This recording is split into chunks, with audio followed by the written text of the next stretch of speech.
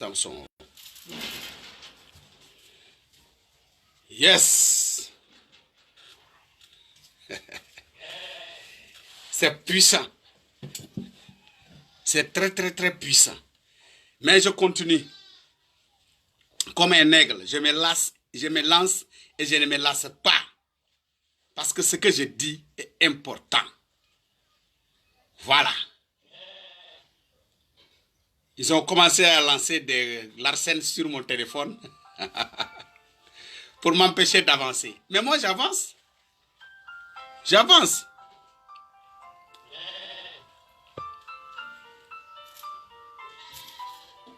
Vous comprenez? Bien. Donc, moi, je disais que dans le livre de Matthieu, chapitre 10, le verset 10, il dit d'aller, de ne rien prendre, même pas même un bâton. Et dans Marc, chapitre 6, il dit de ne rien prendre, sauf un bâton.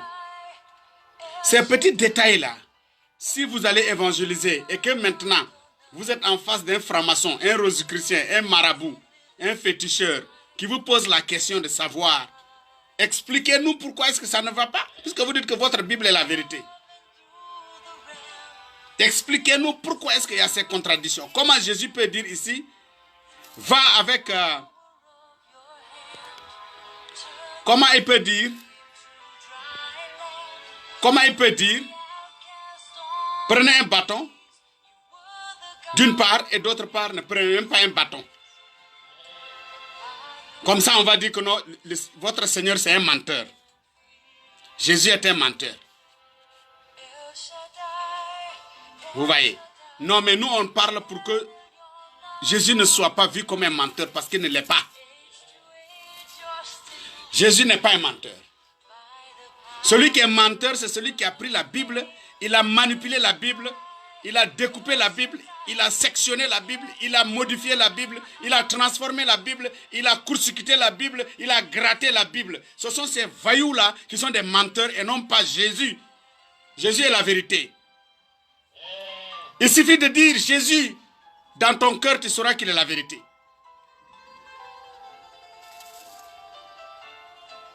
Mais il y a problème dans la Bible.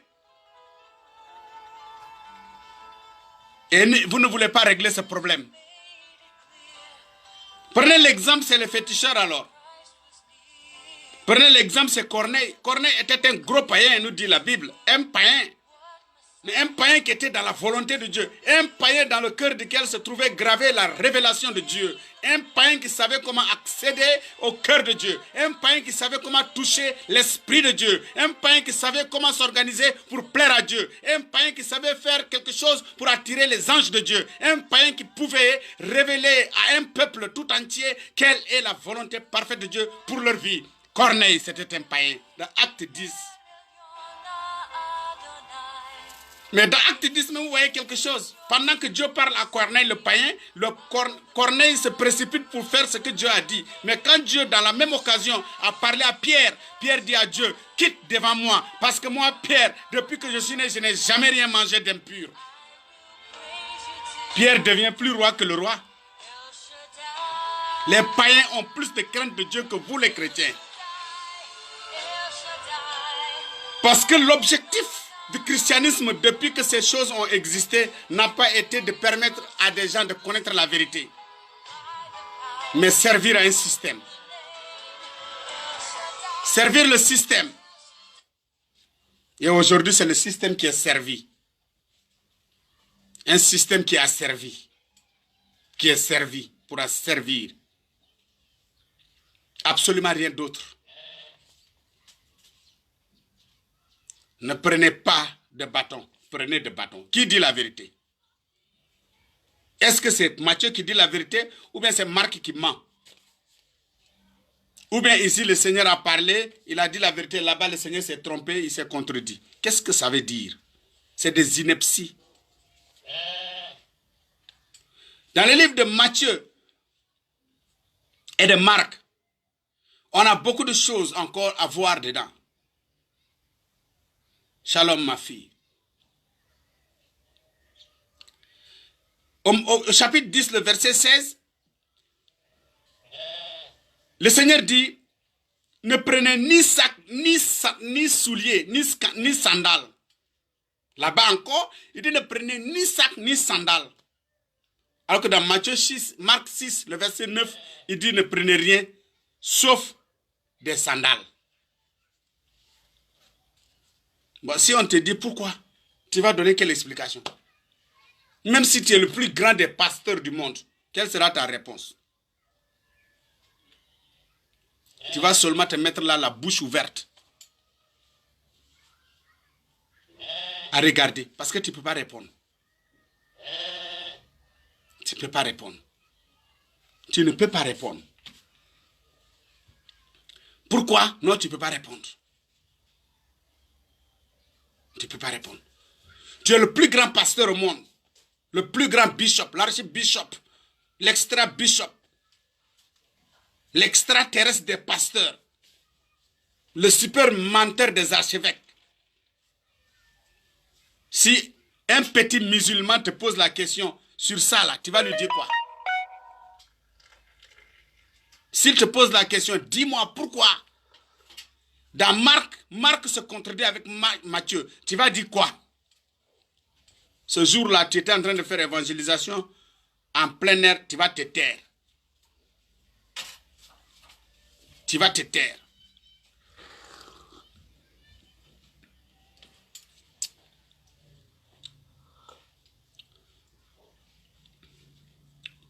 Après, c'est pour donner des explications bidons. Non, c'est parce que le Seigneur, il a pensé. Vous allez dire aux gens ce que le Seigneur pensait. Ce n'est pas votre rôle de faire semblant de dire aux gens ce qui n'est pas. Non. Le Seigneur est vérité. Mais vos pasteurs, les instituts bibliques,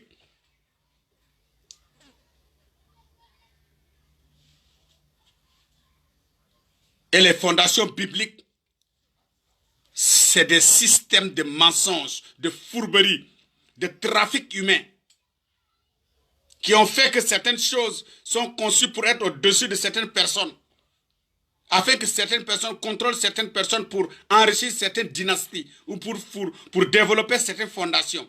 Mais vous n'allez pas chercher à savoir ce qui est là, c'est que ça ne va pas. Voyez. Dans le livre de 2 Samuel 24, 2 Samuel chapitre 24, le verset 1. Oui, tu peux le lire. 2 Samuel 24, verset 1. Maintenant, on va dans l'Ancien Testament un peu. On fait un tour dans l'Ancien Testament. 2 Samuel chapitre 24, le verset 1.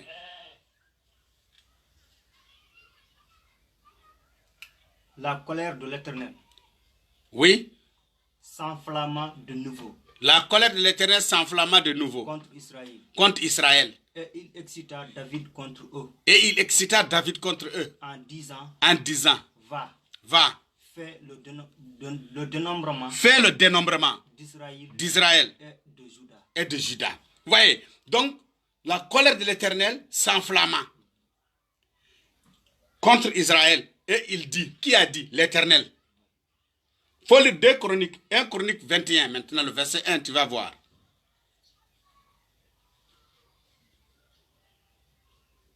Un Chronique 21. Rapidement le verset 1. 1 Chronique 21. Adoram. 1 Chronique. Chapitre combien? 21. Oui, 1. Satan se leva contre Israël. Cette fois-ci, on dit c'est Satan qui s'est levé contre Israël. Et il excita David. À faire le dénombrement. d'Israël. Là-bas, on dit l'Éternel, la colère de l'Éternel s'enflamma contre Israël. Et il excita David à faire le dénombrement. Mais Chronique dit c'est faux. C'est Satan lui-même qui s'est excité, qui s'est irrité et qui a excité David. Il y a problème. Et tous ces problèmes, les autres qui sont assis dans leur système, dans leur croyance, dans leur endurcissement, dans leur rébellion et tout ce que vous voulez, sont assis dedans parce que certaines personnes savent qu'il y a de la machination et de la manipulation, de la fausseté, de la contradiction dans la Bible. Mais pourquoi est-ce que vous ne voulez pas, vous, serviteurs de Dieu, vous ne voulez pas avoir la volonté, l'amabilité, la gentillesse, la sincérité de dire aux gens que ce qui se passe là, c'est un problème et que vous allez chercher à le régler. Mais vous-même, vous vous confondez avec le mensonge parce que vous devez manger de ça. Vous devez vivre de ça. Honte à vous. Mafakasaka yaba. Vous avez une répugnance répugnante.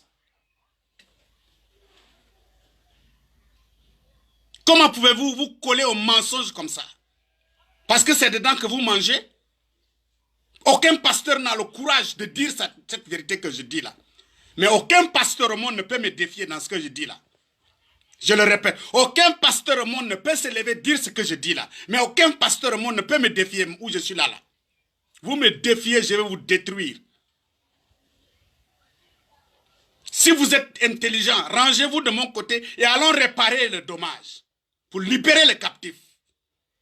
Mais si vous n'avez pas de cœur, si vous êtes des rapaces, des voleurs, des bandits, et que vous voulez vous lever contre moi, vous allez maintenant directement dans la destruction. Montrez-moi que je suis en train de vous mentir. Dites-moi que la Bible n'a pas été falsifiée. Dites-moi que la Bible n'a pas été modifiée. Dites-moi que les versets bibliques n'ont pas été écrasés. Dites-moi ça. Sheba, Kaba, Yanta. Dites-moi que vous avez la vérité. Vous mentez. Vous faites l'hypnose. C'est pourquoi on vous forme dans le système biblique. On vous apprend à prêcher l'évangile. Honte à vous. Faudrait-il qu'on vous apprenne à servir Dieu? Vous avez vu une école dans le trône de Dieu? Vous avez vu une fois où il y a une école où on apprend à servir Dieu? Avez-vous vu ça?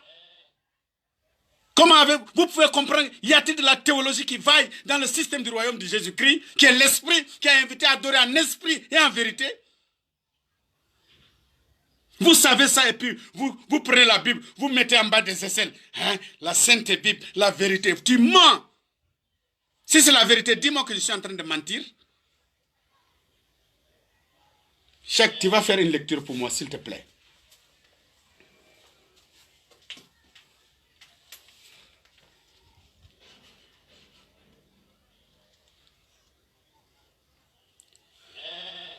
Prends Matthieu le chapitre 27, le verset 5, à propos de Judas. 27, verset 5. À propos de Judas. Mais ils dirent, Matthieu. Oui, Matthieu. Mais ils dirent que ce ne soit pas pendant la fête, afin qu'il n'y ait pas de tumulte parmi les pauvres. Oui. Comme Jésus était à Bethanie. J'ai dit Matthieu, le chapitre 27. Matthieu, le chapitre 27. À partir du verset 5. Judas jeta les pièces. Judas jeta les pièces d'argent dans le temple. Judas jeta les pièces d'argent dans le temple et puis il a fait quoi? Se retira et alla se pendre. Quand on dit quelqu'un allait se pendre là, il a mis la corde au cou, il est monté sur un arbre et puis il s'est tué comme ça, il est mort. C'est ça on appelle se pendre. Il faut lire Actes chapitre 1 verset 18. Matthieu dit que Judas a jeté les pièces d'argent dans le temple. Il a jeté l'argent. L'argent on lui avait donné pour trahir Jésus là. Il a jeté l'argent et puis il est allé se pendre. Donc l'argent là, Judas n'a rien fait avec l'argent. Acte, je dis acte 1 verset 18. Acte des apôtres. Acte chapitre 1 verset 18. Acte. Cet homme a acquis un champ avec le salaire du crime. Il a acquis un champ avec le salaire du crime. Et tomba. C'est rompu par le milieu du corps. Et c'est tombé et c'est rompu par le milieu du corps. Et toutes ses entrailles se sont répandues. Donc on parle de Judas. Judas, on nous dit qu'ici, Acte dit que Judas a pris l'argent qu'on lui a donné. Au lieu de le jeter dans le temple, il est allé acheter un champ qu'on appelle Hakeldama. Le champ du sang. Hakeldama. Il est allé acheter le champ avec cet argent. Pourquoi il y a ces mensonges-là? Donc, qu'est-ce que vous choisissez de prêcher? Cette version que vous dites vrai, vous taisez l'autre. Jusqu'à la fin de votre vie, vous n'allez plus parler de ça. Ou bien vous parlez de ça à votre église. L'église ne doit pas avoir accès à l'autre version. Même quand les chrétiens viennent vous dire, pasteur, qu'est-ce que tu penses de ça? Tu as dit, ouais, il faut prendre 3 jours de jeûne et prière. Lavage de cerveau. C'est une honte ce que vous faites. C'est une honte. C'est pourquoi au départ j'ai parlé du singe qui se cache. Quand le singe se cache, il court jusqu'à il ne voit pas d'arbre ni de buisson. Il écarte les jambes, il met le cul au dehors, il met la tête en bas des pieds et puis voilà, il voit la face. Il ne te voit pas, tu ne le vois pas. Mais on vous voit. Votre cul au dehors, on vous voit. C'est la méchanceté ce que vous faites. Tout ça là parce que vous devez prendre les gens, les coloniser et puis vivre des gens. Devenir pasteur est devenu aujourd'hui une entreprise. Concurrence de beaucoup de membres. Comment vous n'allez pas faire de sacrifices humains?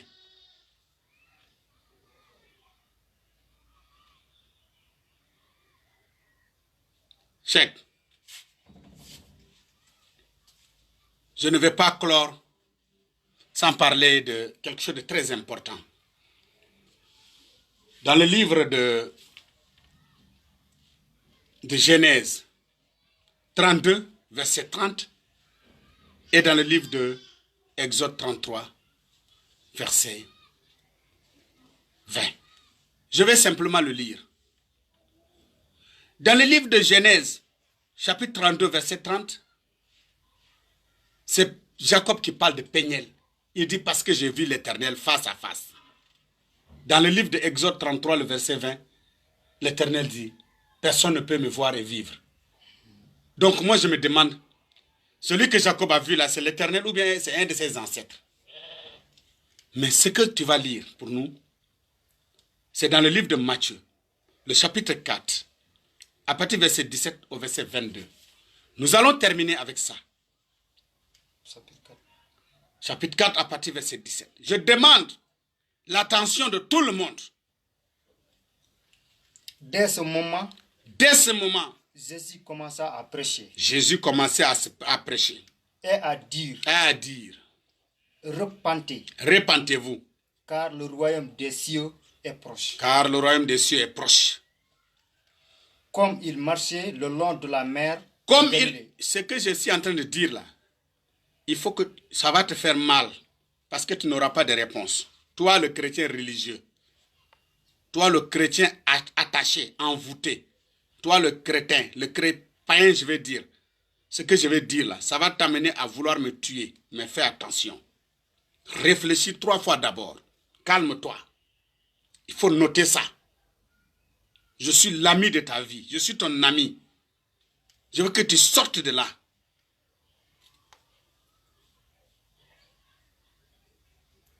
Je veux que tu comprennes. Parce qu'on n'est pas né bébé pour mourir bébé. On doit grandir. Les chrétiens sont trop bébés. On doit vous laver, on doit vous coucher, on doit vous culotter, on doit vous nettoyer, on doit vous savonner, on doit vous bichonner. Vous êtes charnel. Il faut grandir. L'apôtre Paul dit, vous qui devriez être maintenant des maîtres, vous en êtes encore au lait. Nous parlons de la nourriture solide. Vous voulez du lait.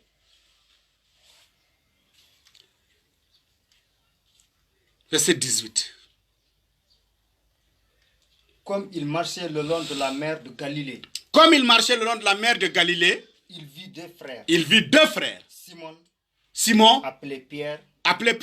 André. Et André. Son frère. Merci. Là où tu es assis, là, il faut écrire Simon et André. Simon et André, son frère. C'est ce que Jésus a vu, non? Oui. Ils étaient où? Ils étaient à la mer. Ils étaient dans la mer. Ils faisaient quoi? Ils étaient leur filet dans la mer. Ils étaient leur filet dans la mer. Car ils étaient pêcheurs. Parce qu'ils étaient des pêcheurs. Les 2 frères étaient en train de chercher du poisson pour ramener à la maison. Il leur dit. Suivez-moi. Suivez-moi. Et je vous ferai pêcheurs d'hommes. Et je vous ferai pêcheurs d'hommes. Donc, ils ont fait quoi?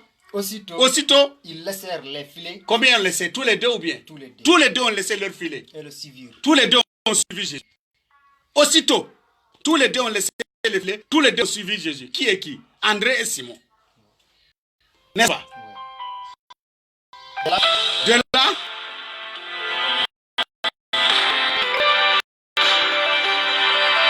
vas-y.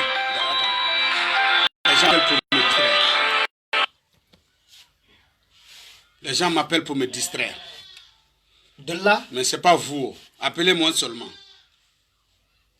C'est parce que vous voulez que je parle que je dis. Continuez à appeler seulement. Il n'y a pas de problème. de là, De là, étant allé plus loin. étant allé plus. Donc, on s'arrête là. Jésus a vu qui est qui? Il a vu Simon Et André, et André. son frère. Simon et André, son frère. Il leur a dit quoi? Suivez-moi. Suivez-moi. Et aussitôt, ils l'ont suivi. Tous les deux. Ouais. Il les a trouvés où? Dans la mer. En train de pêcher du poisson. Ouais. Il faut regarder maintenant Jean chapitre 1. Ah, Simon et André. Verset. Attends d'abord. Simon et André, versets 35 à 42. Mais attends-moi un peu, je vais m'expliquer ici. Simon et André étaient deux frères, même père, même mère. Ils étaient ensemble avec leur papa, dans leur barque, en train de jeter le filet. Et en même temps, Jésus les a vus. Jésus dit, suivez-moi. André et Simon, les deux frères, ont jeté le filet là-bas et ont suivi Jésus. Tous les deux. Maintenant, nous allons voir la version de Jean. Verset 35. Oui. Le lendemain, Jean était encore là. Jean était là Avec deux de ses disciples. avec deux de ses disciples. Mais ayant regardé Jésus Ayant regardé Jésus qui passait, qui passait, il dit, voilà l'agneau de Dieu. voici l'agneau de Dieu. Les deux disciples l'entendirent Les deux disciples l'entendirent prononcer ces paroles et ils suivirent Jésus. et ils suivirent Jésus. Les deux disciples. Continue. Jésus se tourna et voyant qu'il les suivait, Jésus se tournant et voyant qu'ils les suivaient, il leur dit, que cherchez-vous? est-ce que c'est Jésus qui les a appelés cette fois-ci? Non. Continue d'abord. Ils lui répondirent, Rabbi, Rabbi, ce qui signifie maître. Rabbi, ce qui signifie Seigneur, Maître. Où demeures-tu? Vraiment, Jésus est Seigneur. Où demeures-tu? Venez, Venez, leur dit-il. leur dit-il. Et voyez, Et voyez, ils allèrent ils allèrent et ils virent et ils virent où ils demeuraient. où ils demeuraient. Et ils restèrent Auprès de lui. ce jour-là. Ce jour-là, C'était environ la 10e heure. Continue. 10e heure. André, André, frère de Simon, Simon Pierre, était l'un des qui était l'un de ceux qui avaient entendu les paroles de Jean et qui avait suivi Jésus. Continue. Ce fut lui qui rencontra C'est lui, André, le frère de Simon, qui rencontra le premier son frère, Simon, et lui dit, nous avons trouvé le Messie. nous avons trouvé le Messie, ça veut dire le Sauveur. Ce qui signifie Christ. Ce qui signifie Christ. Là, ça veut dire quoi? Ça veut dire que cette fois-ci, André et Simon n'étaient pas ensemble. Non. Et puis, quand il a vu, nous avons trouvé le Messie, qu'est-ce qu'il a fait? Qu'est-ce qu'André a fait? Il a appelé l'autre. Il a amené son frère. La Bible dit c'est lui qui a conduit maintenant son frère vers Jésus. Ouais. C'est lui qui conduit son frère vers Jésus. Donc, il n'y a pas de problème ici. Il y a un problème. Hein? Il y a un problème. Ici, on dit que c'est les deux. Les deux étaient ensemble. Les deux étaient ensemble avec leur père. Et les deux frères étaient ensemble dans la barque. Les deux étaient ensemble dans la barque et ils pêchaient, ils étaient leur filet. Jésus les a appelés, tous les deux ont répondu à Jésus à la fois. De l'autre côté, on nous dit que c'est André qui a suivi Jésus de façon délibérée. C'est même pas que Jésus l'a appelé. Il a suivi Jésus de façon délibérée et après c'est lui qui va rentrer à la maison, qui va dormir avec Jésus d'abord la nuit et le lendemain il va aller voir son frère Simon pour lui dire viens Simon, on a vu Jésus, on a vu le Messie et c'est André qui va envoyer Simon vers Jésus. C'est-à-dire, je pense que ceux qui ont des oreilles pour entendre ce que je dis. Seuls les fanatiques vont encore rester bornés.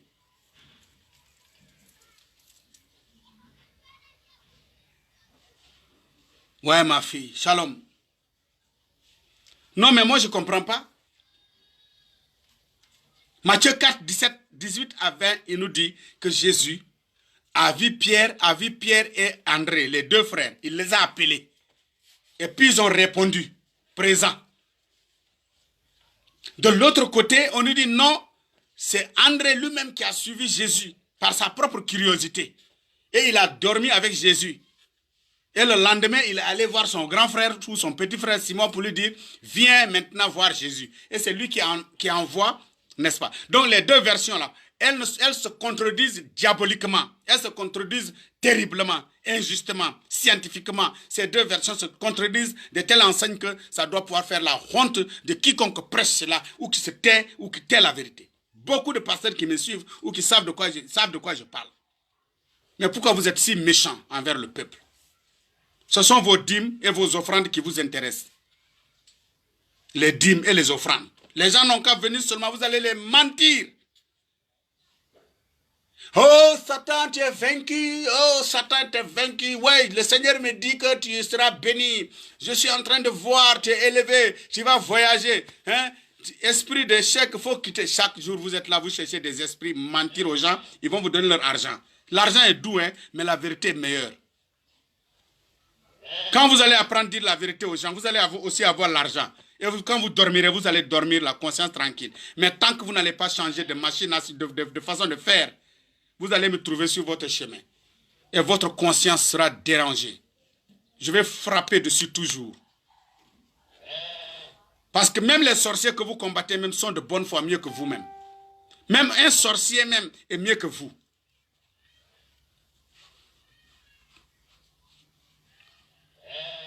Parce que les sorciers ne mentent pas. Ils sont ce qu'ils sont, naturellement. Mais vous, vous êtes des menteurs. Vous avez une Bible qui ment. Parce que des menteurs l'ont transcrit. Et vous voulez maintenant condamner le monde à vous suivre dans ça. De quel droit? Il ne faudrait pas qu'on parle. Dites-moi. Comment se fait-il que ici on nous dit que Jésus appelle André et son frère, les deux à la fois? Ils l'ont suivi à la fois, ils sont devenus disciples en même temps. De l'autre côté, on nous dit non. C'est André qui a suivi Jésus délibérément et qui est allé appeler son frère le lendemain pour lui amener à Jésus. Vous ne trouvez pas que ça ne va pas? Vous ne trouvez pas que ça ne va pas? Et les gens savent ça, hein? Mais ils ne vous disent pas ça. Ils préfèrent vous dire que Satan arrive. Mais le grand Satan, c'est ça. Satan, Satan, Satan. Et ça, là, c'est pas Satan aussi. Une Bible qui se contredit, c'est pas Satan aussi. Ça, là, c'est pas Satan. Hein? Pauvre Satan. Pauvre Satan. Pauvre Satan. Pauvre Satan. Mais ce qui est important, c'est qu'on vous le dise et que vous puissiez comprendre. Demain encore, vous allez voir des chrétiens dans les églises comme des crapauds.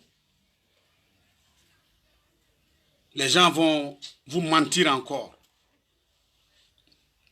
C'est pourquoi j'aimerais que quiconque est là qui regarde cette vidéo, de la partager au maximum. Parce que nous parlons de fin de tabou. Il y a naturellement la loi qu'on appelle la loi de la non-assistance à une personne en danger. Les gens sont en danger à cause de ce système ecclésiastique, mensonger.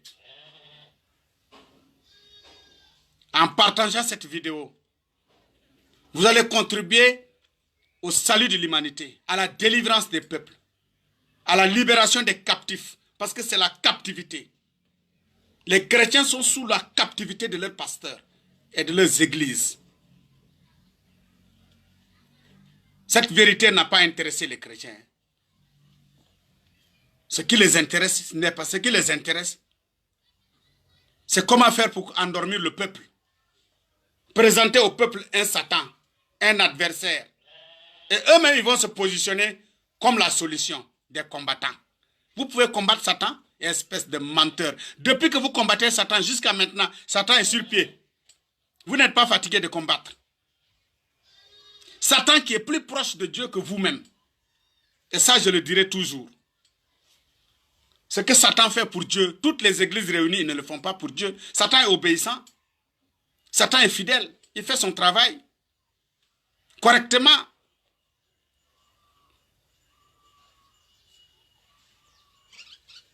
Oui. Satan était dans la vie de Paul. Il contrôlait tout. Paul a dit, je le chasse. Pendant 3 jours, Dieu m'a dit, laisse-le là. Paul pensait qu'il peut se permettre de chasser ces démons, mais Dieu lui a dit, laisse-le sur place. Il a une mission à accomplir dans ta vie. Une mission à accomplir dans ta vie. C'est pour cela que je t'invite à une élévation spirituelle, à la connaissance de ces vérités, afin qu'au moins tu sois libre. Tout ce qui est laissé dans la Bible, c'est des choses qui peuvent t'entraîner à la condamnation. Mais heureusement, regardez le livre des justes. Quand tu lis Chronique et Samuel, on te dit le reste des actions d'Ézéchias, des rois de Juda, des prophètes et autres, n'est-il pas écrit dans le livre du juste? Mais quand tu regardes dans la Bible, il n'y a pas le livre du juste ici. Il n'y en a pas. Ici, il n'y en a pas le livre du juste. Il y a dans la Bible, dans Nombre 21, verset 14, un livre qui est nommé le livre des guerres de l'Éternel. Il n'est pas ici. Il a été enlevé. Mais pourquoi les gens enlèvent de la Bible ce qu'ils veulent? Et quand ils enlèvent là, ils mettent ça où? C'est la question que vous devez vous poser. Parce que s'ils ont mis ça là, tu ne vas pas courir derrière un homme pour lui dire donne-moi la solution. S'ils ont laissé ça sur place, tu ne vas pas chercher à demander la solution à quelqu'un. Oui, je parle de la fin du tabou. Où est le livre du juste? Le livre du juste a été enlevé par des voyous, par des brigands, les Louis II et autres, et leurs pères. Ils ont laissé juste ce que vous devez savoir.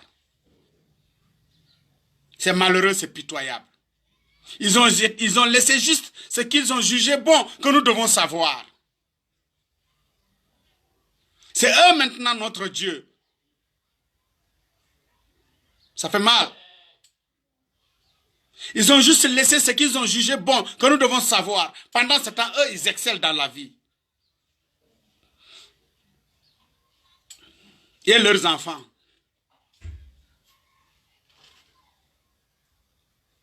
Pourquoi enlever le livre des guerres de l'Éternel? Et aujourd'hui, vous voulez vous positionner en guerrier. Mais laissez les gens avoir accès au livre des guerres de l'Éternel. Ils n'auront pas besoin que vous-même vous combattiez pour eux.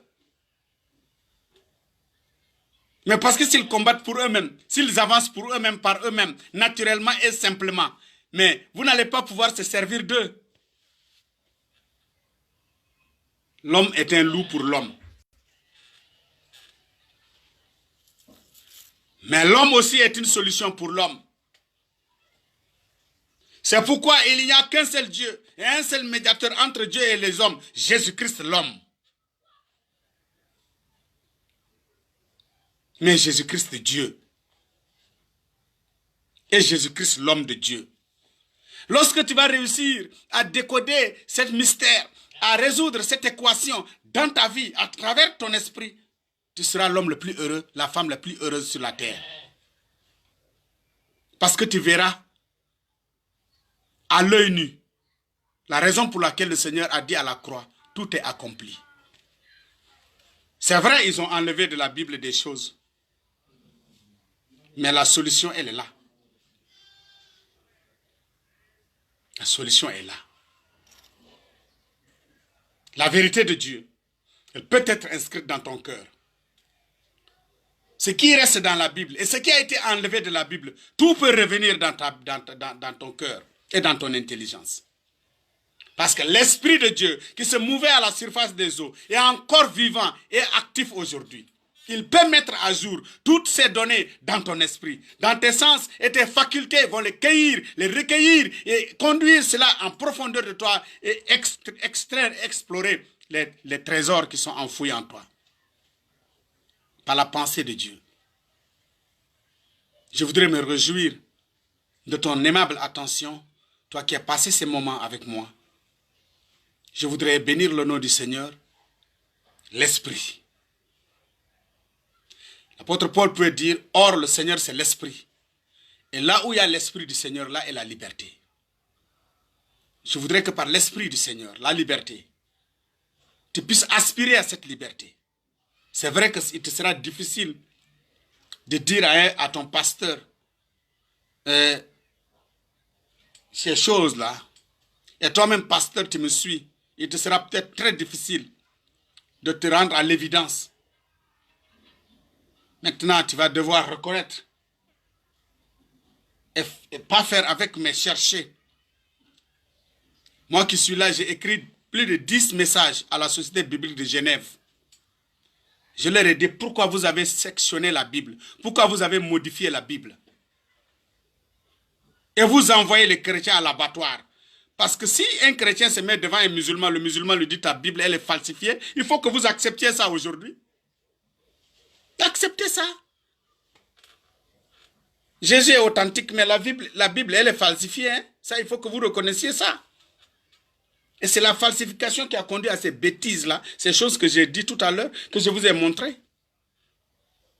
Jésus a appelé deux disciples ensemble, ils étaient frères. D'autre part, dans Matthieu, dans Jean, Jean dit que non, c'est pas vrai. C'est un des disciples, c'est un qui a été appelé, l'autre l'autre est appelé le lendemain, l'autre est venu le lendemain, conduit par le premier. L'autre côté, il dit non, pendant qu'il appelait les deux à la fois, ils étaient dans la mer. L'autre dit non, pendant que l'un suivait, l'un le suivait pendant qu'il était déjà le disciple de Jean. C'est terrible, c'est horrible, mais c'est honteux. Mais c'est honteux pour toi qui gardes ça et qui penses que tu cherches encore un moyen de dissimuler ces faussetés-là. Mais c'est une fierté. Si tu comprends que ce n'est pas de ta faute, c'est la faute des éditeurs. De ces éditeurs véreux. Ceux que ma sœur Jaina Badiang appelle les loups. Et le fils. Donc la meute.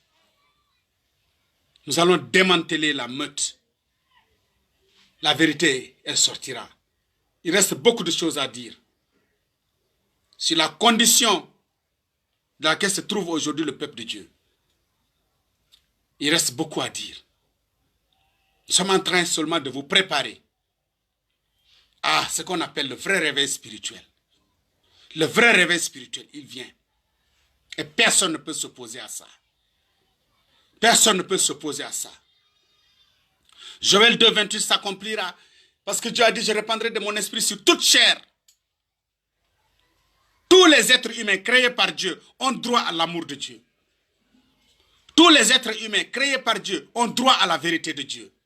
Aucune religion, aucun système, aucun dogme ne peut continuer dans sa fourberie, dans ses conneries, à condamner les humains. Nous allons tout mettre au dos, exposer tout. Il n'y a pas, je répète, une religion, une doctrine, une fourberie, un système qui va continuer à mentir aux gens.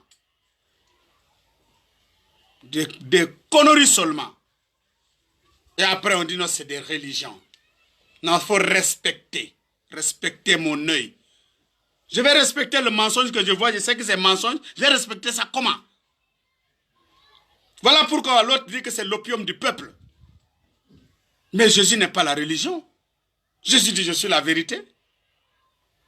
Pourquoi est-ce que vous voulez condamner les gens, cadenasser les gens?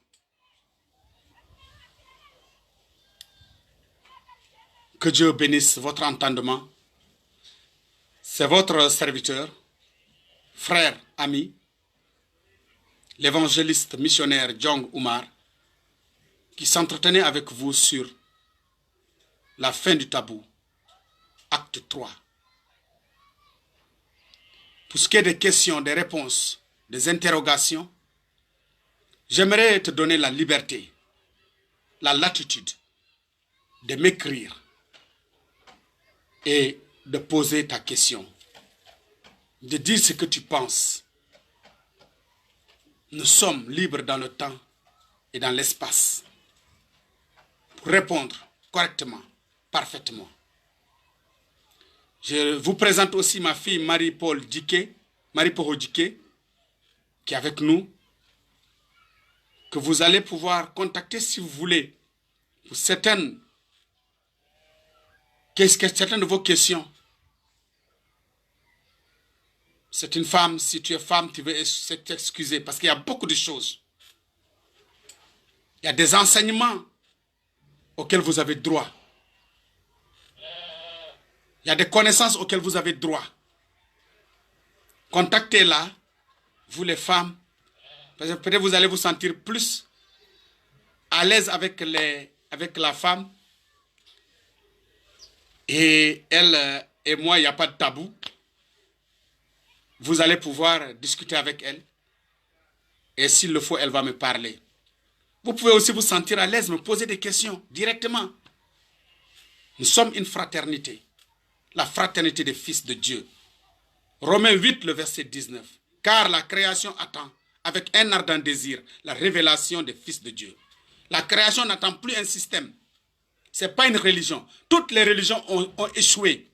Toutes les religions, je dis bien, ont échoué. Elles toutes ont échoué. Elles ont démissionné. Il ne leur reste qu'un le masque, la carapace, et ça va bientôt tomber. Les religions vont disparaître. Elles vont périr. L'amour restera. L'amour demeure. Parce que ces religions et ces systèmes ne détiennent pas la vérité, ne détiennent pas l'amour. L'objectif, c'est de vous ténailler, de vous condamner, faire de vous des sujets et des candidats de l'enfer. En vous maintenant dans l'ignorance.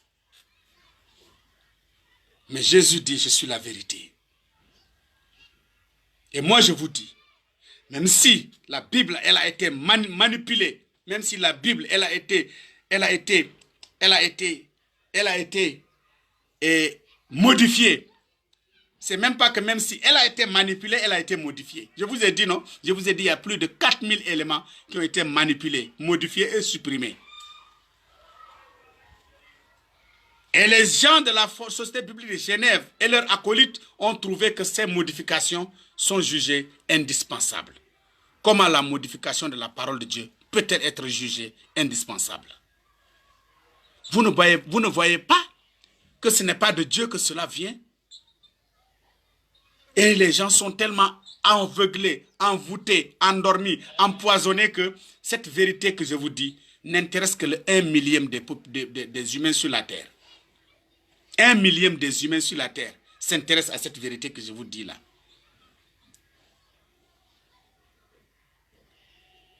Parce que chacun est déjà drogué sous l'opium. C'est difficile, hein? Quand on est accro à la drogue, c'est grave. Moi, j'en sais quelque chose. J'étais accro à ces histoires. Mais Dieu soit béni. Moi, je me suis réveillé, j'ai compris que si je peux laisser le sein maternel, c'est que je peux laisser tout.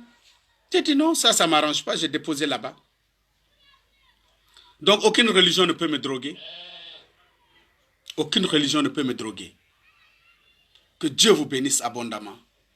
Encore une fois, shalom, paix chez vous, joie dans votre cœur, épanouissement, prospérité, succès, lumière soit votre portion. En Jésus-Christ, notre Seigneur. À très très bientôt pour encore d'autres choses qui nous conduiront encore dans d'autres profondeurs, encore dans la pensée et l'Esprit de notre Seigneur. Shalom.